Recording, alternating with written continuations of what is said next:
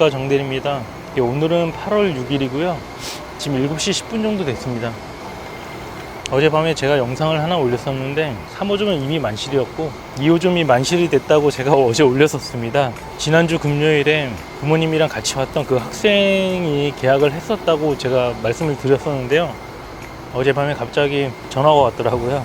진짜 하는 얘기가 뭐였냐면, 제가 이제 그 부분은 어머님한테 충분히 말씀을 드렸었어요. 이 쉐어하우스라는 게 본인이 살고 싶을 만큼 살다가 나갈 수 있는 게 아니다. 왜냐면 뭐 이게 제가 일반 직장인 상대로 하는 것도 아니고 학생들 상대로 쉐어를 하고 있는 거고, 학생들 같은 경우는 실제로 그 학교를 다니는 기간은 4개월 정도밖에 안 됩니다. 결국은 방학이 2개월 정도 된다는 거죠. 근데 이제 쉐어하우스 운영하는 사람들이 모든 학생들을 다 4개월만 받고 나머지 2개월을 아예 공실로 두면 사실 수익이 나지 않습니다. 그러니까 나기야 나겠지만 그렇게 해서는 사실 사업을 할 필요가 없는 거죠. 그렇기 때문에 최소 6개월이라는 그런 규정을 두고 있는 거고요. 그래서 저는 이제 그 부분을 어머니께 말씀드렸고, 어머니는 다 오케이 해가지고 이제 진행을 하기로 했었는데, 어제 계약서를 써서 제가 다 보내줬었습니다. 근데 그 학생이 이제 그 부분이 마음에 안 들었나 봐요.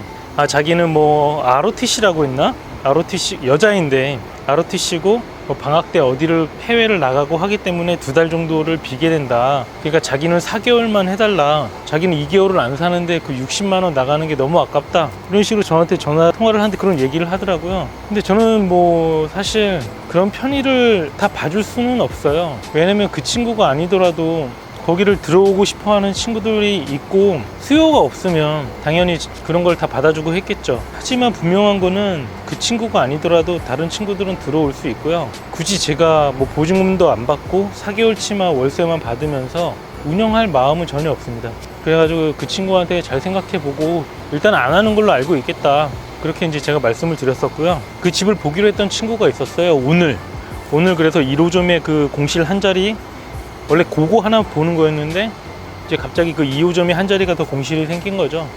그래서 거기 2군데를 보기로 했고, 2호점 같은 경우는 그 친구가 도착하면 제가 비밀번호 알려주고 편하게 보라고 했고, 1호점 같은 경우는 저희 또 그 일을 잘해주는 친구가 있습니다. 그 친구한테 부탁을 해가지고 그 친구가 집을 보여주기로 했어요. 오늘 오는 친구는 어머님이랑 같이 오신다고 하더라고요. 그래서 좀 계약이 잘 됐으면 좋겠습니다.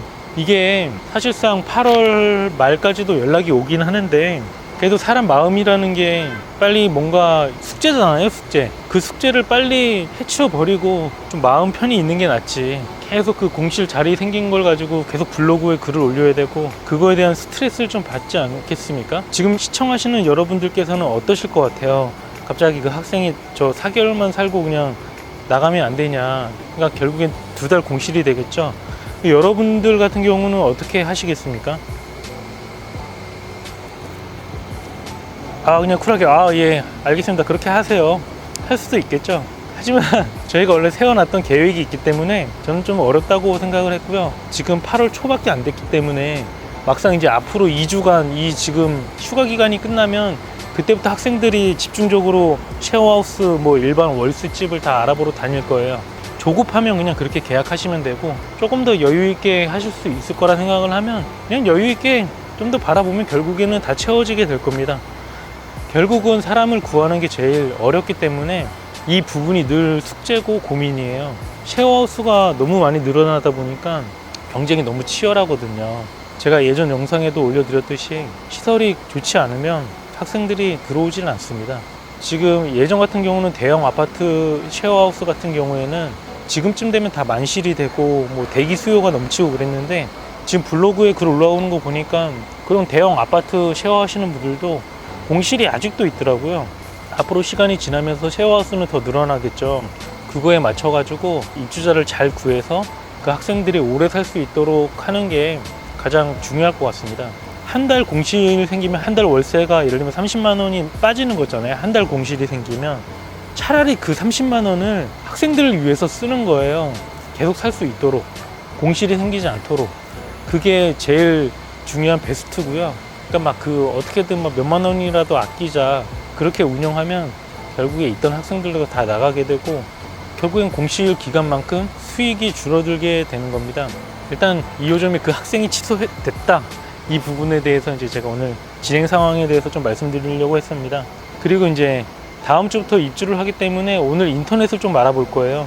인터넷 설치를 하는 거죠. 저희는 보통 KT로 알아보고 있고 싸지 않은 걸로 하고 있어요. 왜냐면 어제도 얘기했지만 학생들은 우리도 똑같잖아요. 인터넷에 예민하고 와이파이가 안 되면 안 되고, 뭐 저 같은 경우는 어차피 무제한 요금제라서 와이파이는 필요 없지만 학생들 같은 경우는 와이파이, 그러니까 핸드폰 요금제도 싼 거 쓰면서 와이파이 쓴 게 참 중요하거든요. 그러다 보니까 4명에서 쓰고 5명에서 쓰기 때문에 끊기지 않는 인터넷을 설치해 주는 게 가장 중요할 것 같아요. 어제 제 친구가 거기 1호점 가가지고 공유기를 새로 갈았잖아요. 그 친구랑 여러 번 통화했는데 약간의 문제점을 찾은 것 같아요. 제가 처음에 1호점에 그 공유기를 세팅을 할 때 요즘은 막 컴퓨터로 들어가서 공유기 세팅하는 게 아니라 핸드폰 어플을 받아가지고 어플로 들어가서 네트워크 명이랑 뭐 비밀번호 이런 걸 설정을 합니다. 근데 저는 분명히 그때 그 당시에 비밀번호랑 이런 거 다 설정을 했는데 친구가 가서 어제 확인을 해보니까 비밀번호 설정이 안 되어 있다 이렇게 얘기를 하더라고요. 결국 이게 무슨 말이냐면 그 근처나 그 빌라에 있는 사람들이 다 그 공유기에 있는 인터넷을 활용을 한 거죠. 이용을 한 거죠.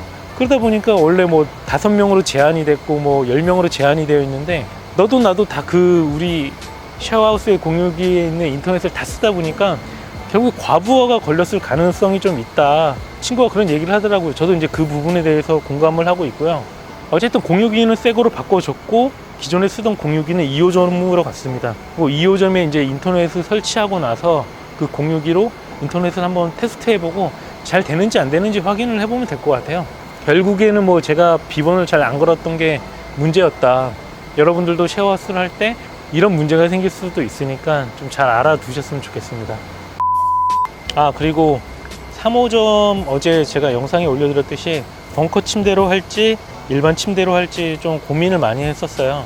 결국은 편하게 가는 거는 벙커 침대인데 가격적으로도 좀 메리트가 많이 있었거든요. 인터넷으로 파는 거는 한 매트리스 포함해서 한 130, 140 정도 됐었는데 사장님이랑 쇼 붙여가지고 90만 원에 진행하기로 했었어요.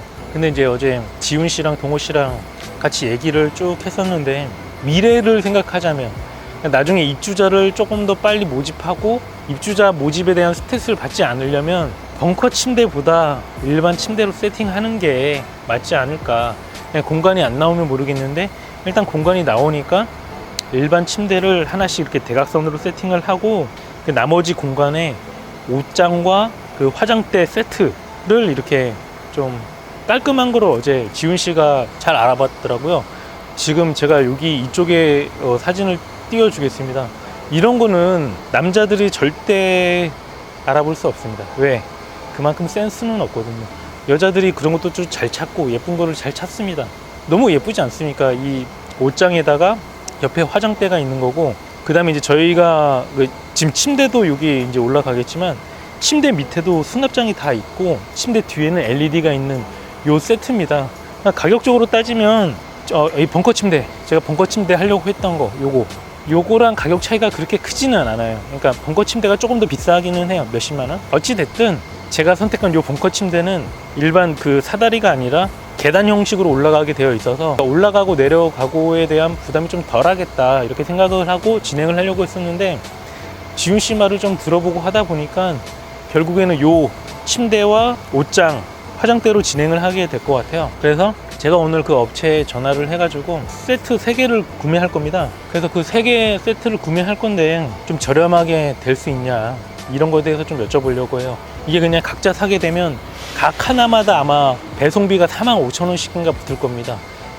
총 6개 세트인데 배송비가 얼마겠습니까?